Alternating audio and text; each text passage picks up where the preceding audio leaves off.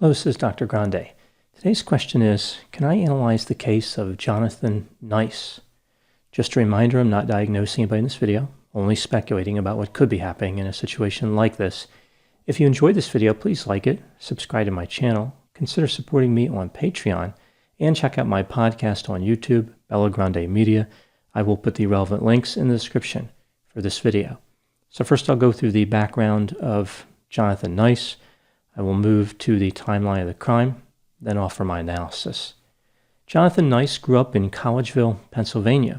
He was the oldest of 4 boys. His father worked in a mill making pantyhose. In school, Jonathan did very well. He was particularly good at science and math. He was active in basketball and tennis, and was on the school newspaper. Jonathan was a little socially awkward in school.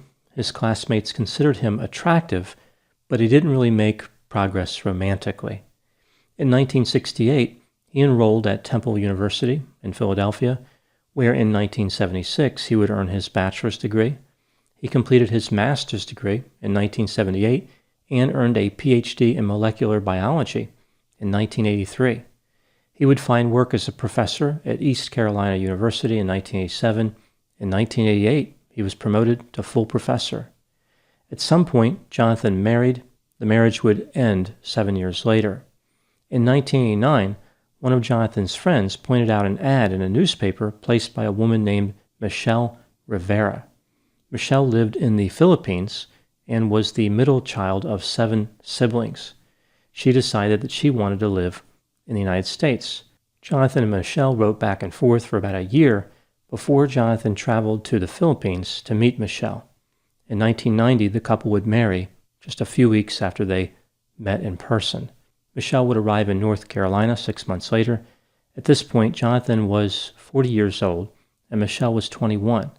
Jonathan told Michelle that he was 9 years younger than he actually was. She didn't find this out until about 10 years later. The couple would have 2 sons right away, Alex and Trevor. Later they would have a daughter, Samantha. Perhaps because they were a little bit embarrassed about the story of how they met, they told friends that they had met on a beach in Hawaii. Jonathan's career had been focused on cancer research, but he decided to shift his efforts over to trying to develop a drug to treat asthma. He had asthma for his entire life, which may have been part of his motivation. He discovered a molecule significant to treating asthma, and in 1995, he founded a company called Epigenesis Pharmaceuticals. By 1998, fueled by a $5 million investment, Jonathan's company relocated to Cranberry, New Jersey, and started trials on a new asthma drug. The company hired about 50 employees, most of whom liked Jonathan. They found him to be an excellent researcher, although they noticed he really wasn't that good at business. Jonathan and his family moved to Hopewell, New Jersey. The house they bought for $800,000 was on a former horse farm. It had 21 rooms and was 5,600 square feet. Their mortgage was between $6,000 and $7,000 a month, and their property taxes were about $26,000 a year. There were no trees on the property, so Jonathan had contacted a nursery to plant some. A Guatemalan immigrant named Miguel de Jesus was one of the crew members sent out to plant the trees. Michelle knew Miguel by one of his aliases, Alexander Castaneda. Miguel had several aliases and was known to be a bit of a womanizer. Miguel refused to pay child support for a child he had with a woman prior to this. Michelle and Miguel started having an affair in October of 2002. As all this was going on, Jonathan's business was growing rapidly. He found a Japanese company who was willing to invest $100 million and an Italian company who would put in $15 million. After the attacks on September 11, 2001, the pharmaceutical industry went into a downturn. Investors were not interested in putting money into a drug that was so early in development. Jonathan's company laid off all but 12 workers by November of 2002. Jonathan was under a tremendous amount of stress. His company had burned through $40 million and had made little progress on the asthma drug. A new group of investors showed an interest in taking over the company, but they were not going to retain Jonathan as the CEO. In March of 2003, Jonathan was fired from the company he started. He received a monthly stipend that just about covered his mortgage payments. Jonathan and Michelle continued to live the high life, even though there was not a lot of money coming in. Jonathan purchased a $50,000 vehicle. It was a Hummer, and the couple took vacations. Jonathan became more interested in spending time with his children. He would take them to museums. He self-published a children's book and was trying to start a new company. The marriage between Jonathan and Michelle was not doing well. He was drinking heavily, and they were arguing quite a bit. Michelle was thinking about leaving, and of course she was having an affair with Miguel de Jesus. On June 26, 2003, Michelle and Miguel had lunch, and they spent 2 hours in a motel room. On July 10, 2003, Jonathan received 2 phone calls from a man who said he wanted $500,000 for video and audio recordings of Jonathan's wife having sex with another man. The man threatened to show the recordings to Jonathan's family and friends if he did not pay. Interestingly, the man never left a way to get in touch with him, like no way to actually transfer any money. The police suspected Miguel was the man on the phone. They talked to him, but he denied any involvement.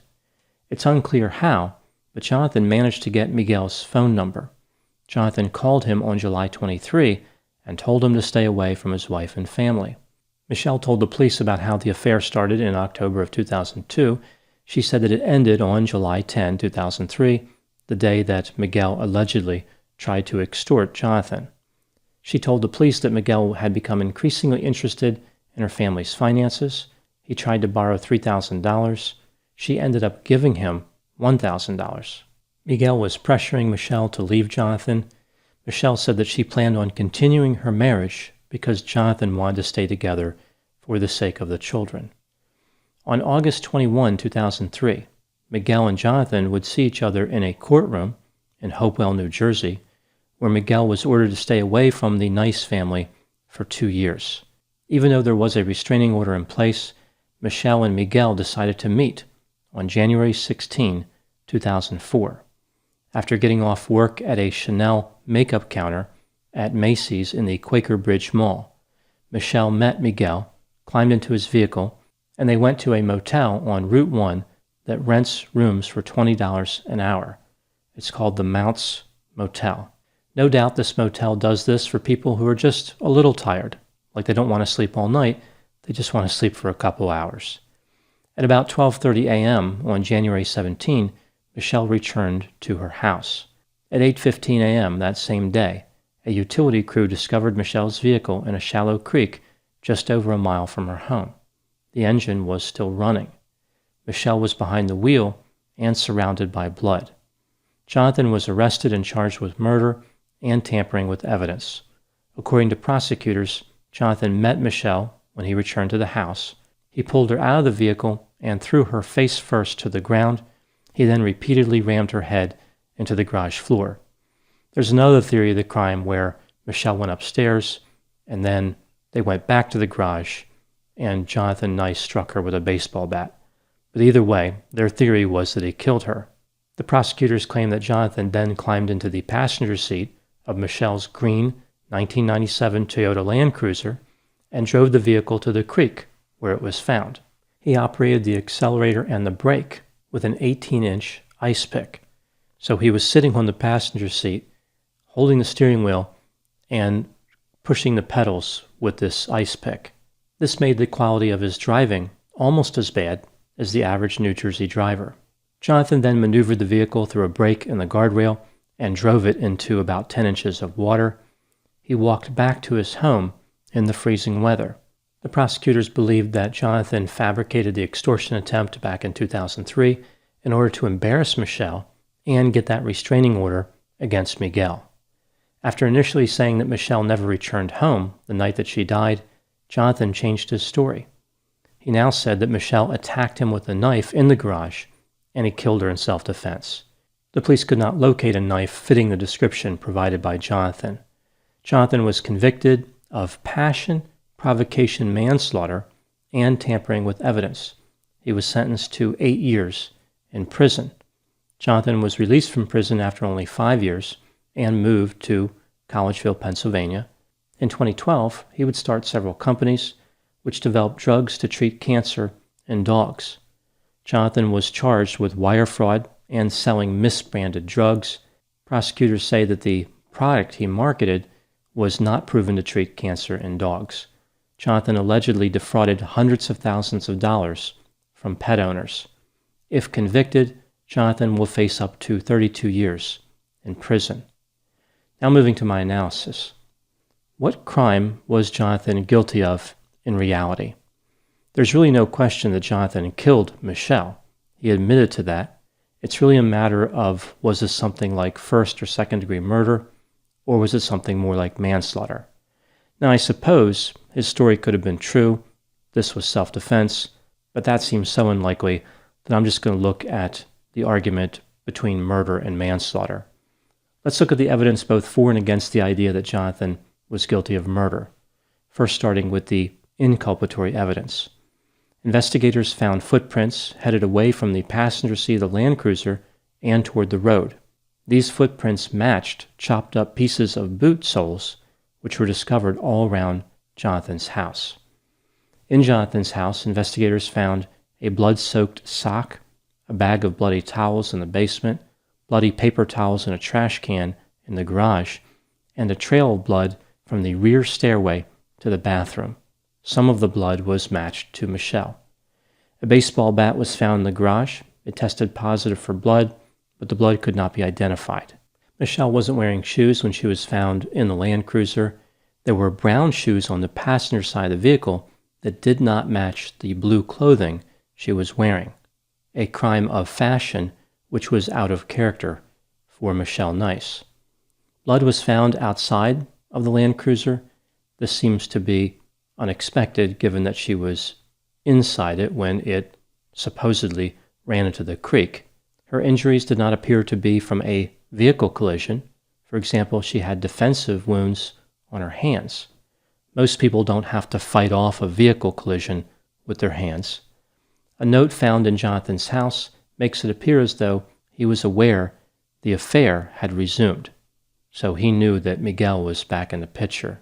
Now moving to the exculpatory evidence, again here looking at the difference between murder and manslaughter. Michelle was repeatedly unfaithful. She was murdered right after having met with Miguel, and she was contemplating leaving Jonathan. It appears as though she had packed a bag. So all this seems to point more toward manslaughter. With all this in mind, was this a case of murder or manslaughter? I think the evidence supports the idea that Jonathan was trying to cover up his crime, but it doesn't really seem to point toward premeditation. If anything, Jonathan appears to have been quite unprepared for the murder. Premeditation can happen in a few seconds, though, so it could have been premeditated. It wouldn't have to be something that he considered for days or weeks prior to the homicide. When considering the evidence, I think second-degree murder can be supported more so than first-degree murder. I think a more appropriate sentence would have been something like 20 years in prison. Jonathan was quite fortunate to be convicted of only manslaughter and sentenced to just 8 years in prison. I can picture a lot of ways that could have been much worse for him. So what happened in court in this case? Why did the jury and the judge look so favorably upon Jonathan? Here's my theory about what happened in that regard. I think the jury was disgusted with the behavior of both Michelle and Miguel. They viewed her repeated infidelity as highly insensitive and unfair. Jonathan's defense attorney made a point of showing the jury a bag that Michelle had packed containing a large quantity of lingerie. The jury was left with the impression that Michelle and Miguel were both highly sexually motivated. It wasn't just about them being viewed in a negative light. I think the jury also liked Jonathan. He seemed like an unlikely killer. They could empathize with his frustration and rage at Michelle's refusal to give up the affair even when she had been caught. They probably saw Jonathan as an individual who dedicated his life to finding treatments for illness. They viewed his homicidal behavior as just a lapse in judgment. I think Michelle came off as worldly, hedonistic, conniving, and pretentious, where Jonathan appeared to be socially awkward, quiet, bookish, and hapless. If the jury did believe that Jonathan tried to frame Miguel for the extortion, They probably just thought it was due to Jonathan's desperation and inexperience with romantic relationships. It wasn't just the jury members who liked Jonathan. The judge could have sentenced him to much more time, but really let him off the hook with just the 8-year sentence. What lessons can we learn in this case? Affairs can be dangerous to everybody involved. People having affairs are taking an unnecessary risk. I think this is especially true when the person having the affair has a spouse that is controlling and desperate. The affair serves to threaten the control all at once. It can lead to rage. A victim who is murdered while engaging in infidelity weakens the case against the perpetrator. They take attention away from the person who committed the homicide. It makes much more sense, and it is safer, simply to leave the marriage if sex with another party is a priority. So this is kind of a familiar story with infidelity. We see that Jonathan Nyce was the killer. He chose to kill someone else, yet he was able to portray himself as the victim. Michelle was actually the victim, but she looks like somebody who was insensitive and callous. She's dead, so she can't defend herself. Jonathan, of course, is alive and was able to defend himself quite well. Infidelity draws attention away from the individual who actually committed the crime. It's one of those circumstances that connects emotionally with jury members, and it's something that really mitigates the crime in their estimation.